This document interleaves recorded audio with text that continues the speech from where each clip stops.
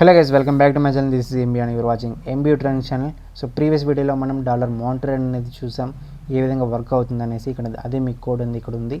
And day 7 వీడియోలో మన main goal ఏంటంటే what is dollar strobe, difference between dollar display and dollar strobe printing అనేది చూడబోతున్నాం. Okay, and until now we printed values immediately, right? But ఒకవేళ సిగ్నల్లో అంటే simulation టైంలో values అనేటివి ఇన్స్టాంట్గా change అయితే మనకి ఏ విధంగా దాన్ని మనం ప్రింట్ చేయగలుగుతాం. సో దానికోసమే మనం ఇక్కడ డాలర్ స్ట్రోబ్ అనేది యూజ్ చేస్తాం అనమాట. అంటే prints final value at end of the current simulation time. Okay, so దానికోసం ఇక్కడ మనం డాలర్ స్ట్రోబ్ అనేది యూజ్ చేస్తాం. ఓకే, సో ఈ యొక్క కోడ్ అనేది అలాగే రాస్తున్నాను. సో జస్ట్ లైక్ ఏంటంటే డాలర్ స్ట్రోబ్ అనేది యూజ్ చేస్తున్నాం అంతే, డాలర్ మానిటర్ ప్లేస్లో. ఓకే, మిగతా సేమ్ సింటాక్స్ అనేది అలాగే ఉంటుంది. డబుల్ కోట్స్లో ఏజ్ ఈక్వల్ టు రాస్తాం, age equal to percentage of 0D అనేసి రాస్తున్నాం. So bracket double quotes end and comma a bracket close semicolon. Okay, and ఇక్కడ age equal to 0, age equal to 1 ఉంది. So end అనేది రాస్తున్నాను, తర్వాత end module అనేది రాద్దాం. ఓకే, సో ఇప్పుడు రన్ చేద్దాం. అవుట్పుట్ అనేది ఏమొస్తుందో అనేది గెస్ చేసి కామెంట్ చేయండి, లేకపోతే వీడియో చూడండి, అర్థమవుతుంది. ఓకే, రన్ అయింది. సో ఏజ్ ఈక్వల్ టు 1 అనేది అవుట్పుట్ వచ్చింది. ఫైనల్గా ఏ వాల్యూ అయితే ఉంటాయో అదే వాల్యూ అనేది మనకి ప్రింట్ అవుతుంది. అదే కానీ మీరు డాలర్ మానిటర్ యూజ్ చేశారనుకోండి, ఏజ్ ఈక్వల్ టు 0 వస్తుంది, ఏజ్ ఈక్వల్ టు 1 రెండు చూపిస్తుంది. డాలర్ డిస్ప్లే యూజ్ చేసాము, డాలర్ స్ట్రోబ్ అనేది రెండు యూజ్ చేసాము. తర్వాత ఏజ్ ఈక్వల్ టు 0 అనేది ఇచ్చాము, ఏజ్ ఈక్వల్ టు 1 ఇచ్చాము. సో ఇప్పుడు మీరు ఏమైనా అవుట్పుట్ కానీ చెక్ చేసినట్లయితే ఫస్ట్ మనకి ఏజ్ ఈక్వల్ టు X వచ్చింది, తర్వాత ఏజ్ ఈక్వల్ టు 1 వచ్చింది. ఓకేనా? సో ఇప్పుడు ఒకవేళ మీరు ఈ యొక్క డాలర్ డిస్ప్లే డాలర్ స్ట్రోబ్ అనేది లైక్ ఈ యొక్క వాల్యూస్ కింద అంటే వాల్యూస్ మెన్షన్ చేసిన తర్వాత కానీ మీరు ఈ యొక్క స్టేట్మెంట్ కానీ యూజ్ చేసినట్లయితే రెండు వాల్యూస్ అనేటివి మనకి డిస్ప్లే అవుతాయి. ఈ డిస్ప్లే ఏజ్ ఈక్వల్ టు 1 వస్తుంది, స్ట్రోబ్ ఏజ్ ఈక్వల్ టు 1 వస్తుంది అనమాట. సో రన్ చేస్తున్నాను, అవుట్పుట్ చెక్ చేయండి. ఏజ్ ఈక్వల్ టు 0 అనేది రావట్లేదు. అంటే ఫైనల్గా మనకి ఏదైతే వాల్యూ అడుగుతూ ఉంటుందో, అంటే మామూలుగా డిస్ప్లే అనేది యూజ్ చేసామనుకోండి, అంటే కరెంట్ స్టేట్ ఏదైతే ఉంటుందో అంటే ఈ యొక్క స్టేట్మెంట్కి మాత్రం ఇది యాక్సెసిబుల్ అవుతుంది కదా. సో స్ట్రోబ్ కూడా అదే అనమాట. అంటే స్ట్రోబ్ అంటే మనకి ఫైనల్గా ఏ వాల్యూ అయితే ఉంటుందో దాన్ని మనకి అవుట్పుట్లో ప్రింట్ అవుతుంది. సో చూసారా, display age equal to 1, strobe age equal to 1. Okay, so అలాగనమాట. సో ఒకవేళ ఈ యొక్క రెండు స్టేట్మెంట్ని ఇక్కడ కాకుండా ఇక్కడ ఏజ్ ఈక్వల్ టు 0 ఉంది, తర్వాత ఇప్పుడు ప్రింట్ చేస్తామనుకోండి, అప్పుడు మనకి అవుట్పుట్ ఏమొస్తుంది చెక్ చేద్దాం.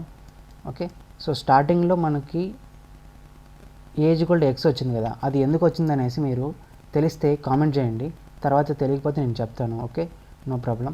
సో ఇప్పుడు ఈ రెండింటికి మధ్యలో మనం వేసాం, తర్వాత అవుట్పుట్ ఏమొస్తుందో చెక్ చేద్దాం. ఓకే, ఒక్క నిమిషం. ఇక్కడ డిస్ప్లే అనేది ఏ అనే దగ్గర కొట్టేసా. ఓకే, ఏ ఇప్పుడు డిస్ప్లే స్టేట్మెంట్ ఇది యూజ్ చేస్తాం కదా. సో మామూలుగా డిస్ప్లేకి మీకు చెప్పినప్పుడు నేను ఏం చెప్పాను ప్రీవియస్ వీడియోలో, ఈ యొక్క స్టేట్మెంట్కి మాత్రమే ఇది యాక్సెస్ అవుతుంది. అంటే ఏజ్ ఈక్వల్ టు 0 అనేది మాత్రమే ఇది ప్రింట్ చేస్తుంది. తర్వాత స్ట్రోబ్ అంటే ఏం చెప్పాను, ఫైనల్గా ఏ వాల్యూ అయితే ఉంటుందో అది మనకు ప్రింట్ అవుతుందని చెప్పాను, అవునా? సో అదే ఇక్కడ మనకు జరిగింది, age equal to 0, age equal to 1. ఓకేనా?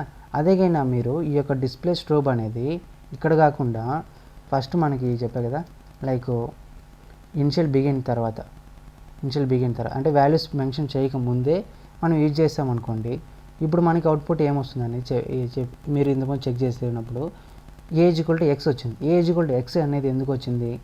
అదే స్ట్రోబ్ ఏజ్ ఈక్వల్ టు 1 అనేది ఎందుకు వచ్చింది?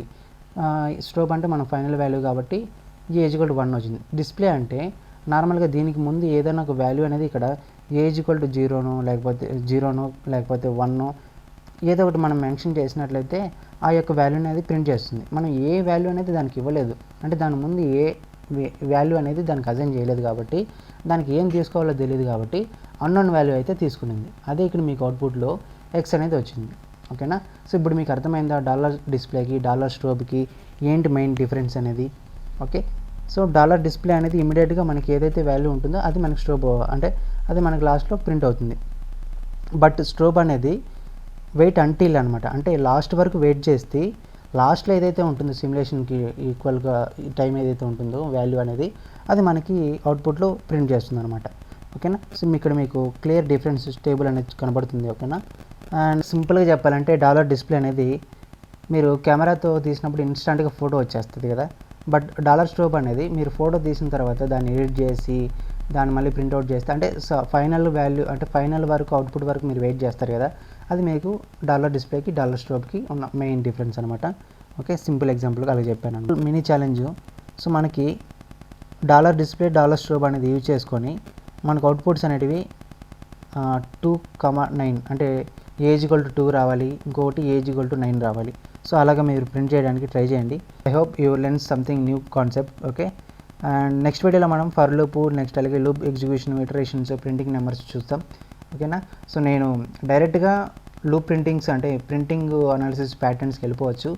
Without knowing this basics analysis you couldn't able to print that patterns అనమాట. So that's why I'm telling these all the concept. డైరెక్ట్గా నేను /n/t dollar display అనేది use చేసి డాలర్ స్ట్రోబ్ అనేది use చేసేసాను అనుకోండి, నేను అక్కడ లూప్ అనాలిసిస్ చెప్పేదానికే మన టైం ఎక్కువ సరిపోతుంది.